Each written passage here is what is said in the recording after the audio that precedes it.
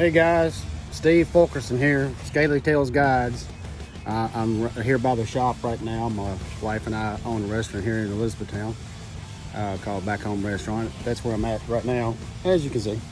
But I'm out here in the drive because I've got the boat parked out here beside me, and typically I use that in between times to do updates. And I've always updated my Garmin units via Wi-Fi.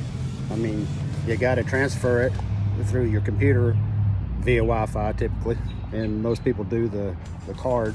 I've always had very good success just updating mine through Active Captain. Never had a problem. I run a 1022 slave unit on the LVS 32, and you know, it serves me every time. I'm on the 27.2. Wonderful update, by the way. It really addressed, and I knew Garmin would. Garmin's a good company, and evolution of technology is what it is. Change is the only thing that's going to be consistent. But they really did do a good job, I think, addressing. I mean, why would they want any of us mad? Obviously.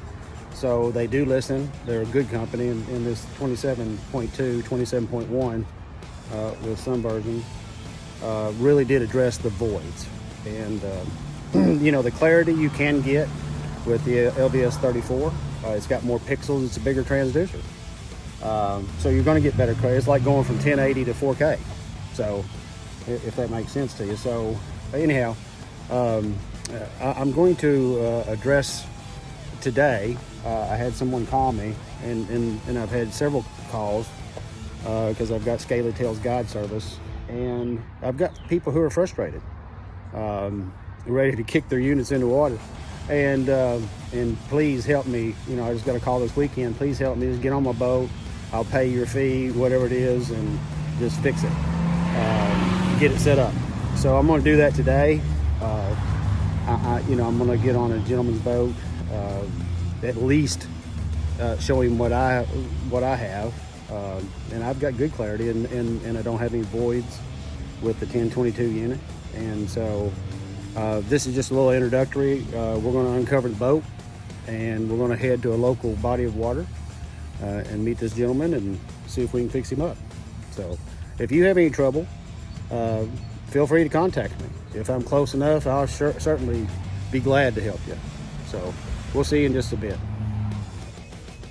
Hey guys, Steve Fulkerson here, Scaly Tails. We're out here on the boat now. I'm just picking up a few fish, traveling around in schools. You can see the water temp is about 64 degrees. 3 o'clock in the afternoon, I'm setting about 19 foot of water. And you can see these fish kind of over top of that piece of structure right there. But they're also, of course, the wind's turning me right now, and I need to get back over, but they're also suspended back behind the boat, and you can see them there, almost too far to reach.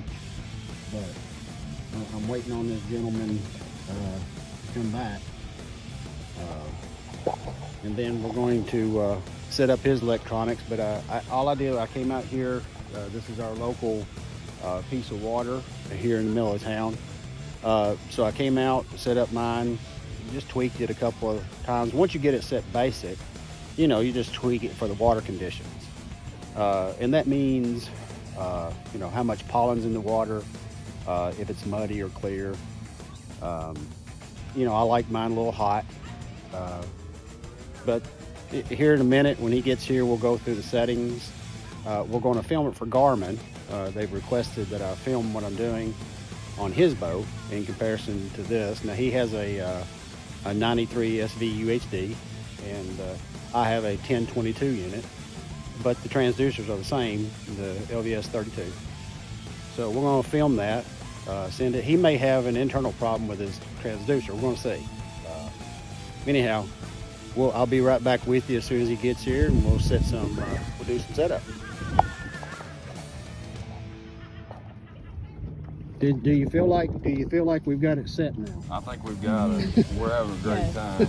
That's for sure. He was frustrated as he could be. I was ready to throw it in the lake. Trying to figure out how to set it up and how to go through the settings.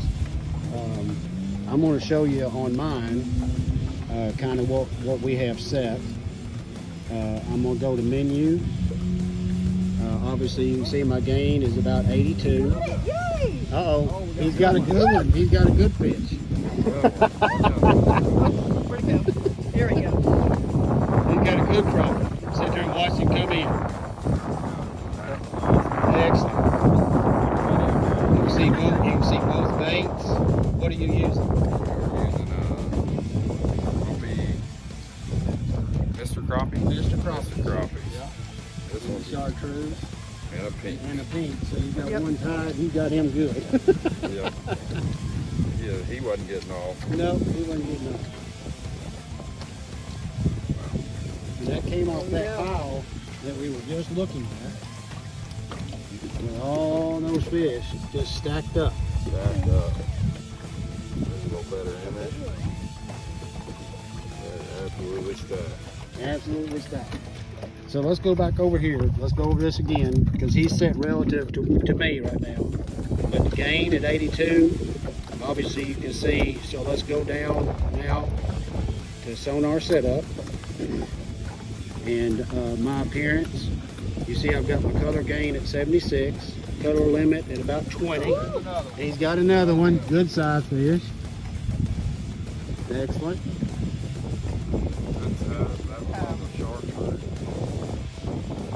Excellent.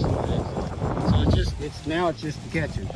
And he was a bit frustrated because he couldn't figure out, as I couldn't when I first got mine, all these settings. Of course, they come up with, you know, the only thing that you can count on is change with technology.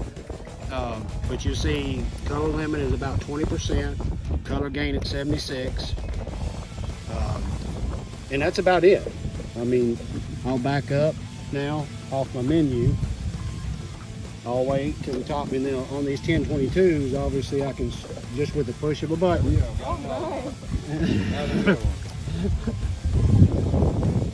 You're not going to let me get through this explanation, are you?